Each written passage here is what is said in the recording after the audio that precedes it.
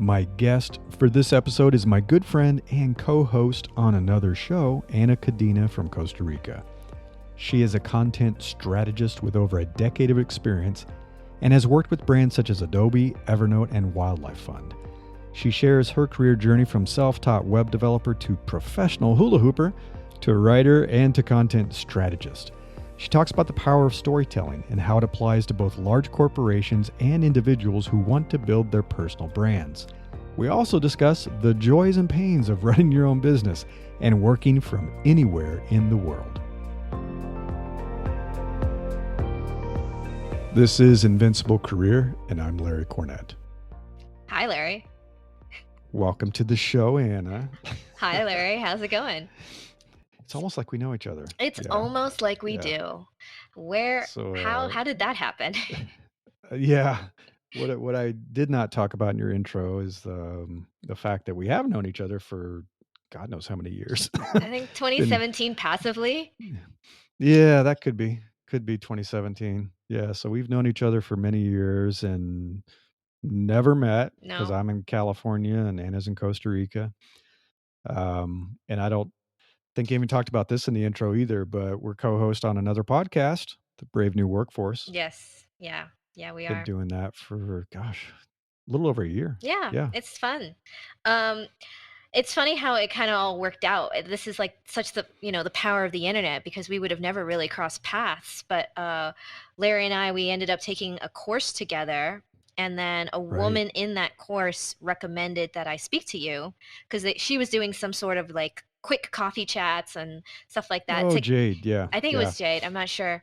And, we ended up getting connected, and for what was supposed to be like a 30-minute conversation turned into like 2 hours because we were just I think it did chit-chatting away, like tech talk. Yeah, tech everything tech talk very quickly. And and then that was it. That was like 2017, and then we went our separate ways, but we still followed each other on like the Facebooks and the Instagrams. And right.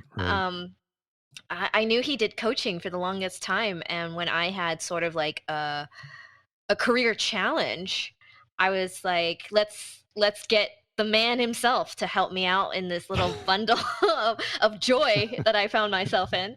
And ever since then, like, I think that was last year. And ever since then, we've heavily collaborated, which is so much fun. Like, yeah, it's been cool. It's been, we have never met, and, here we are doing projects together and this and that. So it just kind of speaks to the power of just the internet and using your network. You never really know who's like in the corner there that has something great to give and give back, It's super powerful.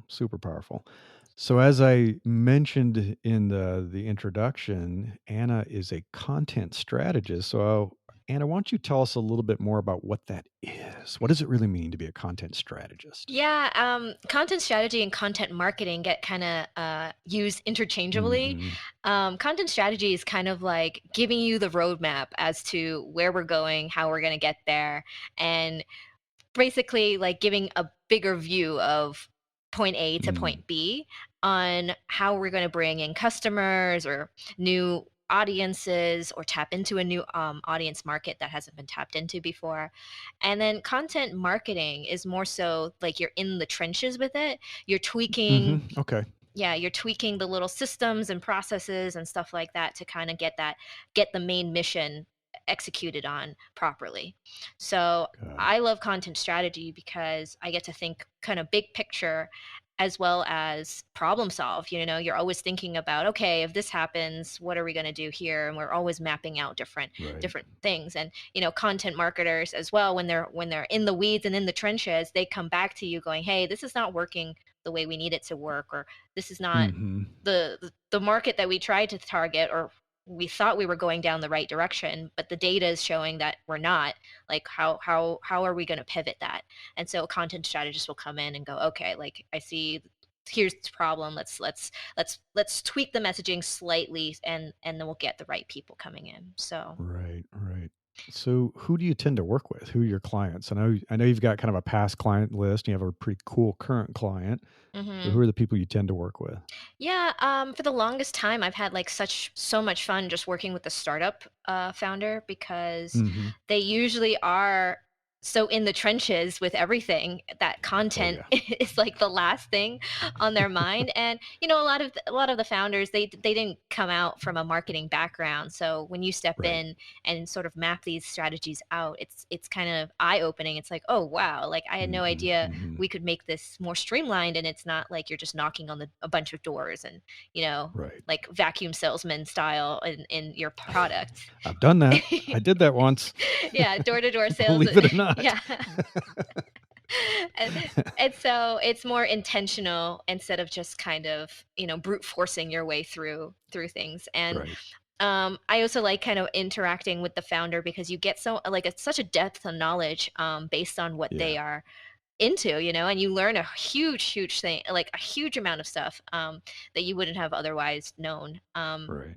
And you can also see like immediate progress too within a 3 month sort of engagement. You can kind of see where they're headed, whereas bigger corporations are like also fun, but you have to, it's like not as much content strategy that I do with those bigger corporations. It's more like executing the Mm-hmm. vision and making sure that we're still on that path and that vision. So it's kind of like moving the forces together, as opposed to helping a particular unit succeed. Right. So Right. yeah, I like both for sure, but that's usually who I work with, like startup founders, people who have no idea whatsoever how to do any marketing, but they have a need, they have a product that they want to make an impact on. And it's Right. about Right. telling that story. I mean, a good content strategist, I think, also has brand messaging, brand awareness in mind as well. Mm-hmm. Personal brand is more relevant these days. It's a huge buzzword, but Yes. but a content strategist, I think, has like that long term perspective. They have kind of the history of the company in mind as well, like what's worked, what's not worked, the track record, I Right. should say. And then they have like that futuristic mindset of how can we get you to where you really need to go, and not just seeing the P&L every month, that a lot of Right. a lot of founders see and focus on. So we've recently been talking about how powerful storytelling is, Hmm. and that a lot of the strategies that you use with companies around their content strategy and their marketing strategy is actually pretty effective for individuals too. Yeah. So who are you thinking about helping in terms of taking that talent that you have and helping some individuals? Because I know we've been kicking around some ideas, but how do you essentially apply kind of what I think is really kind of a powerhouse of strategy? It's usually just reserved for companies to have, Hmm. but bringing this to an individual or a solopreneur or somebody that's trying to start their own business. Yeah, this is definitely a what I've been racking my brain around for the last month or so. I mean, we've been talking about the brave new workforce on our podcast. Right. That's our podcast name, but we've been talking a lot about the future of work and where is everything headed.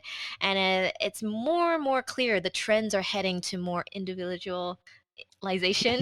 That's a tongue It twister. is Individualization. Yeah. individualization. Ta ta ta. And so, um, and we're seeing a lot of millennials, people under 30, doing a lot of side gigs after their 9 to Yeah. 5. And the as you mentioned, Larry, before we hit record, the passion economy is really coming up to speed, Yeah, it is. because there's no longer a gatekeeper, whereas you had one before. If you wanted to make an album, you had to knock on a recording studio's doors, and That's to right. get that paid for and promoted and all that. Whereas now you can just post it on SoundCloud and get a couple of tattoos on your face, and you're good to go on that Mhm. front.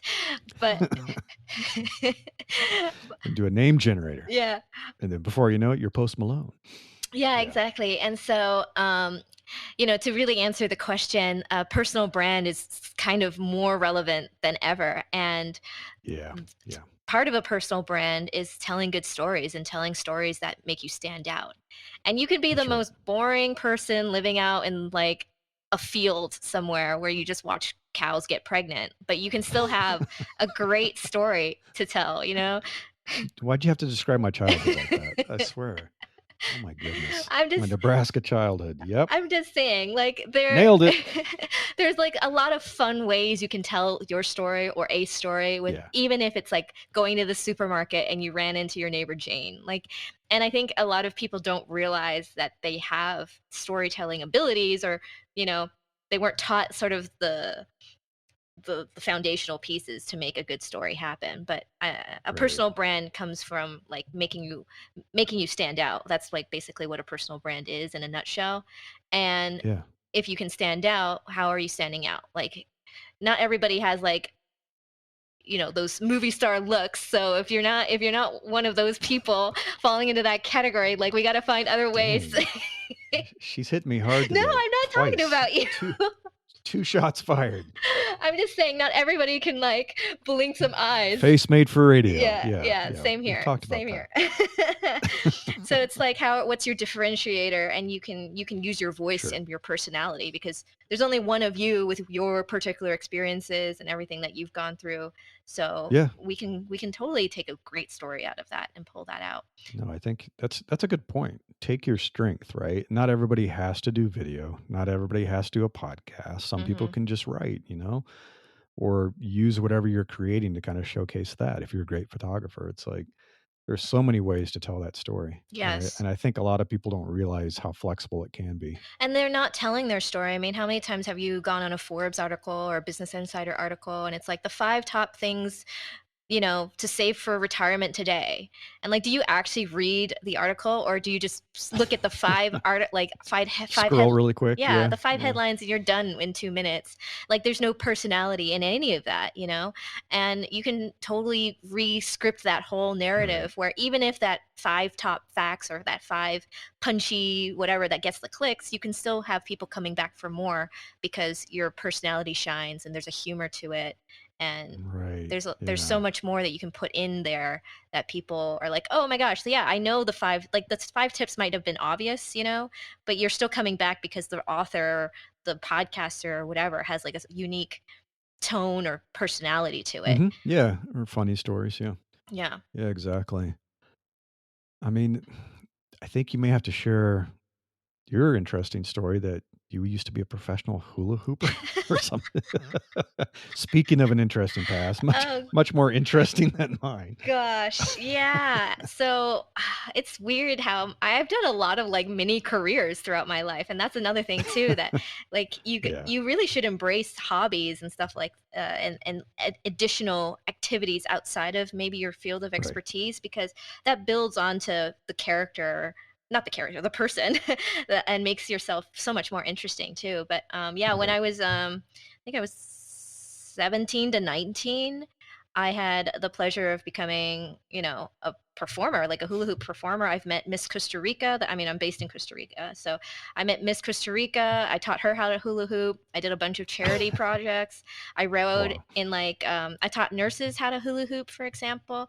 Like, when people think hula hooper, they're like a big stage performer, but I was doing more so like health hula hooping. So the bigger hula hoops. Mm-hmm. And so I was teaching a lot of adults how to hula hoop and have like fun in their life and incorporate fun into their life. Yeah. And then, yeah, I got paid for gigs like that all the time, doing these like health seminars, I guess you could say.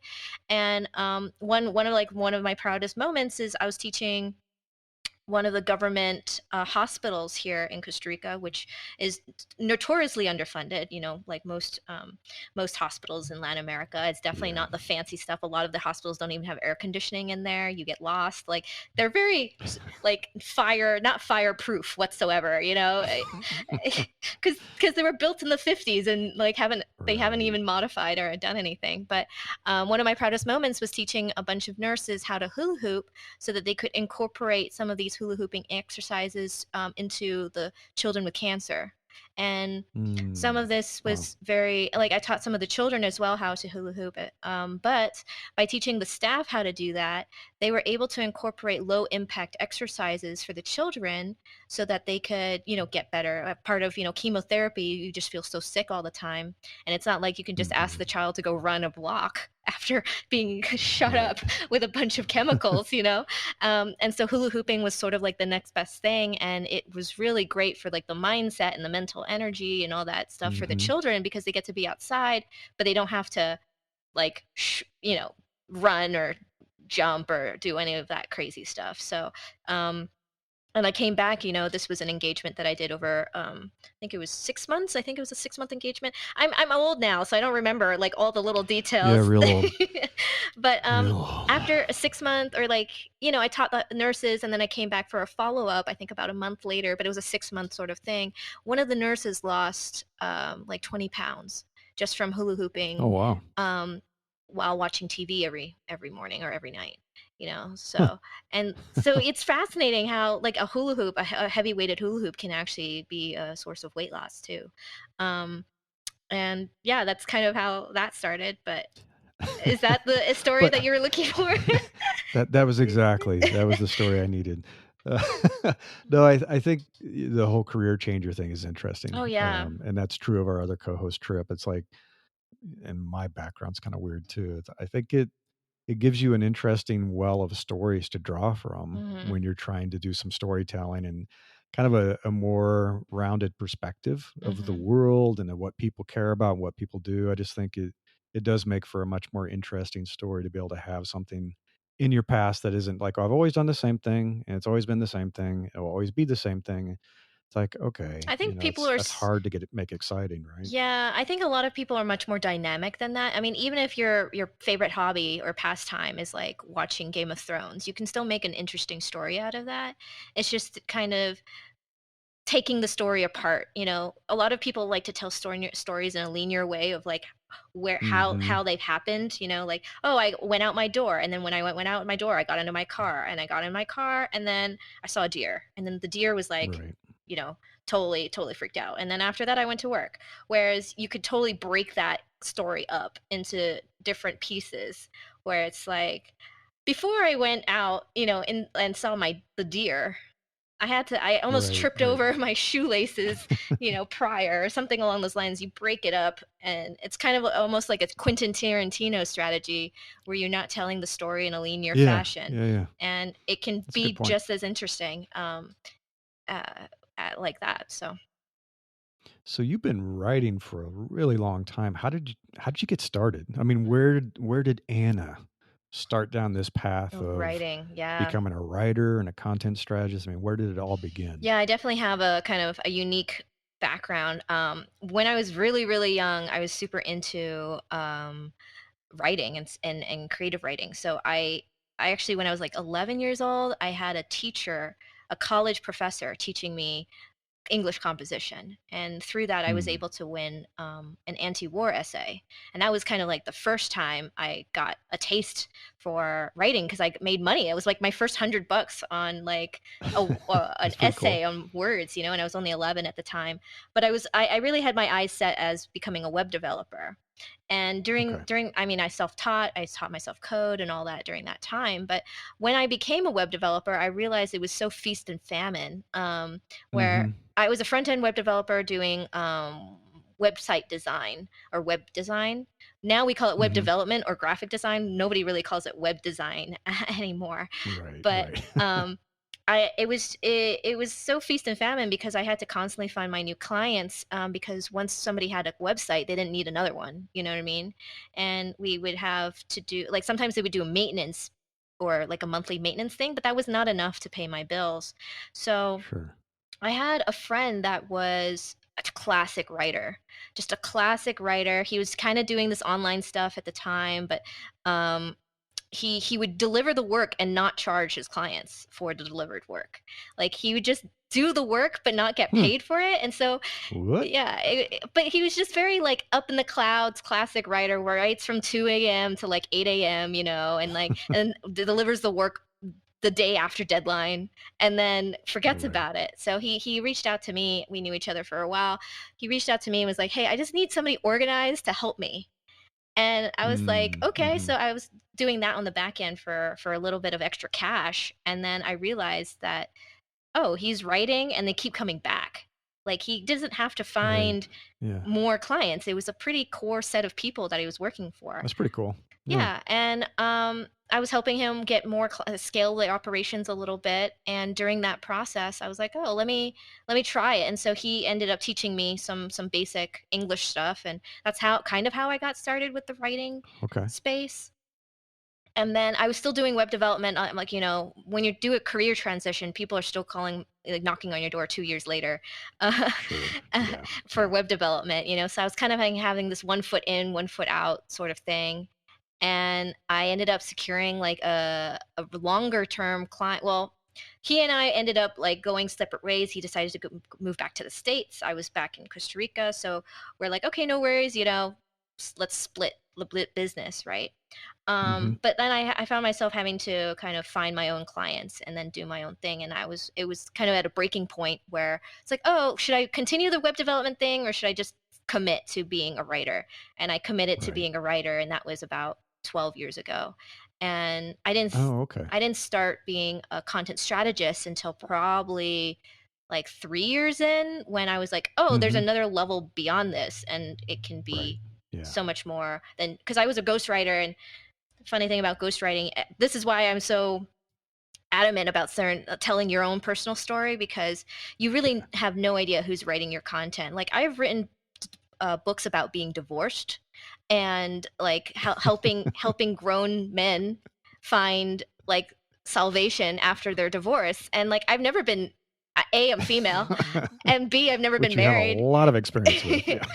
Yeah, so it's like, as a ghostwriter, I wrote a bunch of stuff I didn't even know what the heck I had no real experience in, but my clients loved it.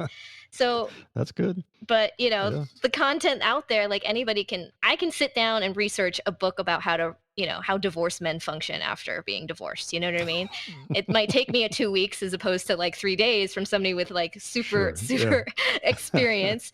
But so this is why, like, your differentiator is like the key here, because it's like you're competing Yeah. with people who have no experience in a X amount of field that you're working in, and yet they're Mm-hmm. kind of winging it because somebody paid them to write about it. Or a lot of the articles that people write aren't even written by them, or the books that Right. are Yeah. written, Yeah. aren't A even lot of written. ghostwritten books. Yeah, Mm-hmm. so these are kind of the things that you want to be aware of. Like, a lot of times when I read content articles, I'm just like, this person has never done this. Like, they've just, it gets me so fired up, because it's like, who's pitching this? Like, and to people Yeah. like Sometimes you Forbes, can and tell. Yeah. yeah, people to Forbes, out of all people, like, you have these reputable news sources or websites, and like, here they are Right.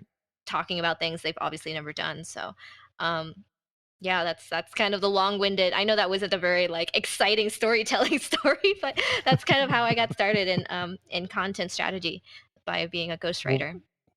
so what has been, I mean, you've been doing this a long time Yeah. and you've continued to evolve. And I know that you've had people work with you and for you.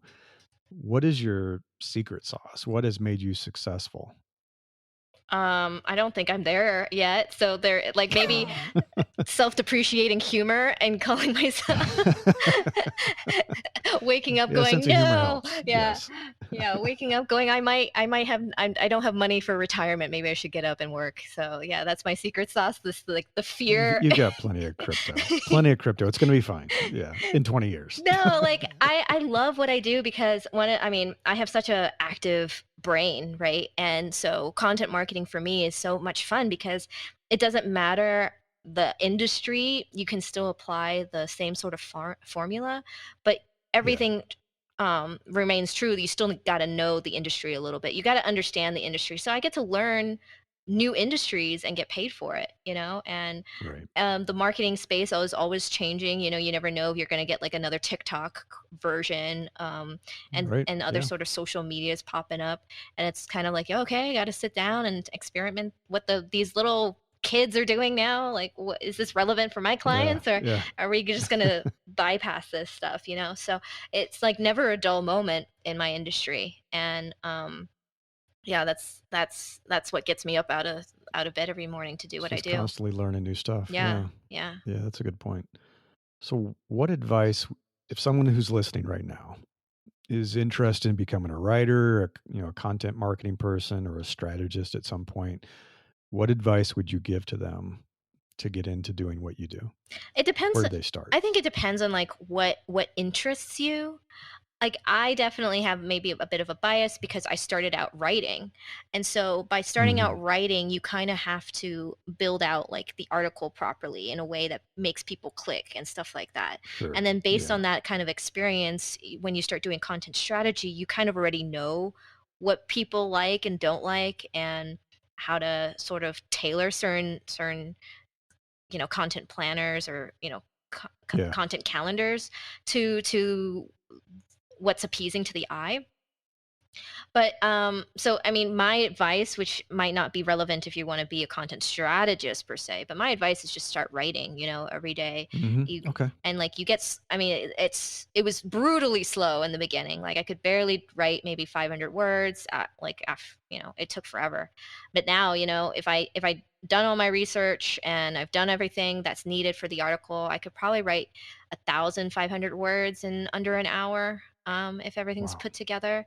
And if it's Yeah. just free flowing and just writing, whatever Uh-huh. I did the other day on a Saturday, I woke up and I just wrote 9,000 words in 3 hours.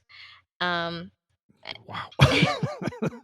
That's insane. but that was That's a lot. that's more free flowing thoughts, not, Sure. and then you can always go back and edit it. But if you have kind of like a good, um, it takes time to kind of build that up. But I think if you become a faster writer, you get more, you start seeing like what's good content and what's not good content, and from Sure. that you Yeah. can build out a good marketing strategy or content strategy. So what may not be apparent for everybody listening is that Anna runs her own business. So, she's not an employee of some company that does content strategy or content marketing. I mean, she's been running her own business for many years. Yeah.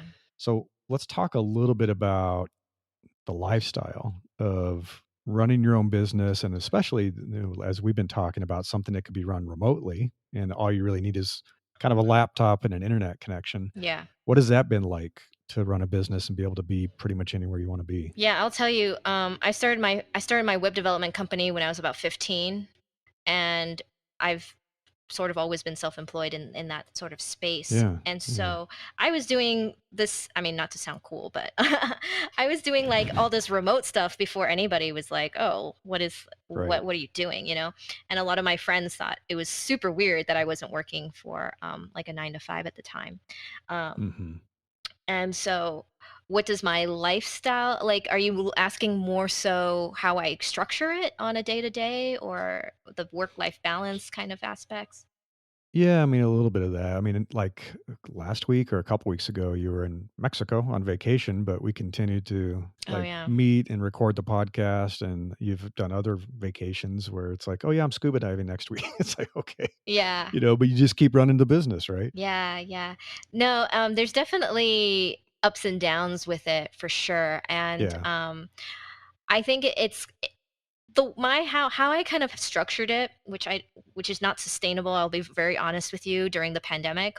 But what I would do is like I would focus very hard for a good month or two on whatever it is I have to do, and then I would blow off steam or go see my friends in a different country for 2 weeks, and then I would Hmm. kind of pseudo work, but at least it would maintain all the client work that I needed to get done Right. while I can go Okay. off and explore. But and then after that 2 weeks, I'll come back home and do that hyper focus again, and really focus Hmm. on like outside of the business marketing strategies, etc. That's not necessarily just the client work or just trying to hit those deadlines. um but that's kind of what works for me. Definitely, the I never really have to, I mean, it does require a lot of self-discipline, getting up and Right. doing Yeah. doing the thing you don't want to do. But it's like there's tons of other, I mean, I've done terrible jobs in the past, right? And it's like I think back and I'm like, do I want to go back to that? No, I think I should get up out of bed now. um Yeah, exactly. but it's I want to about, keep having this freedom. Yeah. yeah, Yeah. it's about like being structured. Like I'm very organized, and I'm a strategist for God's sake. So I kind of have my calendar somewhat planned out in terms of what I need to Right. focus on, and that's very helpful when you know what you have to do for the day, and you're not just Sure. like loafing about in your pajamas, going, "Oh, okay." Like, let me just watch this one video of a cat first before I get into the meat and the potatoes of 5 hours later. But yeah, I mean, it's like, the nomad people, or like the location independent people, always have like that laptop and the pina colada and the beach behind you, but it's like so not realistic, because the internet It's not doesn't exactly like that. the internet doesn't work. The sun's in your eyes, you can't see the laptop Mosquitoes screen. are biting you. Oh yeah, and then the sand in your laptop is like the worst thing possible. Like you don't even get that out. So yeah, it definitely comes with I don't know, I think I definitely do work harder than when I did as a 9 to 5. And like there's no I like it more. Yeah, but there's more enjoyment out of it. Having that kind of flexibility where it's like, okay, I'm not feeling my creative juices. I think I'm just gonna go out and like walk around, or go run some errands and then come back and do it, as opposed to being in like an office where the lights aren't even conducive to any sort of creativity, because it's just this blue beam down. Yeah. I think that's a really good point. I mean, it's like I probably work every day, but I don't work 8 to 12 hours every day. Like I took the afternoon off yesterday because it was like, hey, I'm just going to take a break. I'm going to go out to lunch with my wife and just enjoy the afternoon. I'll work on Saturday or Sunday, but it doesn't bother me because it's my business. Yeah. Right. Yeah. And so I don't mind. It's very flexible. What's difficult though is taking a day off in your business. I've been trying to do that, where I'll take a full day. Yeah, like I've been trying to take Saturday off, because my brain gets so overloaded with all these ideas. Yeah, you need a break. Yeah. So I've been trying to take Saturdays off to not work on the computer, and get some errands done, and like put like all the outside life things that need to be done. And at first it's still hard, where I'm like, oh, but there's just like one thing that'll take literally 20 minutes and it won't be like a big deal. Like I won't be stressed. And I'm like, no, you gotta stop. Don't look at the email. And no, you can't do that. Yeah, not this weekend, but next weekend, I'm really excited to just take the day off to go play with Legos, for example. Like we have, cool. My father, he lives close by to me. He has a robotic Legos, so I'm excited to just sit down and hang out and play with some Legos for the first time in a long time. And well, what do you know? So Anna, where can they learn more about you? Where can people find you? Yeah, typical writer person. I don't have anything complete right now, but I have brainminerals.co. And if you are interested in getting to know like how to tell your unique story, and even if you're a content marketer or content person, as I'm finding out myself, it's very difficult to tell your own story. So if you're more, I'm more than happy to set up a call, like a 20-minute, just chit chat, get to know each other over coffee kind of call. If you have some struggles with your content, or if you're writing a lot of content and nobody's reading your content and you're just frustrated, or, basically I help, content creators get more engagement without learning the whole marketing shindig and the terminologies, and by telling better stories. Thanks for making time in your busy schedule, Anna, to come on the show. So busy. All right. Thank you. Bye. Thanks for listening. I hope you enjoyed this episode, and if you would like to follow upcoming releases of the show, please subscribe. And as always, I appreciate your ratings and reviews. Thank you. If you would like to learn more about Invincible Career and the podcast, you can visit invinciblecareer.com. Until next time, I wish you the best of luck in becoming an opportunity magnet for the best things in life.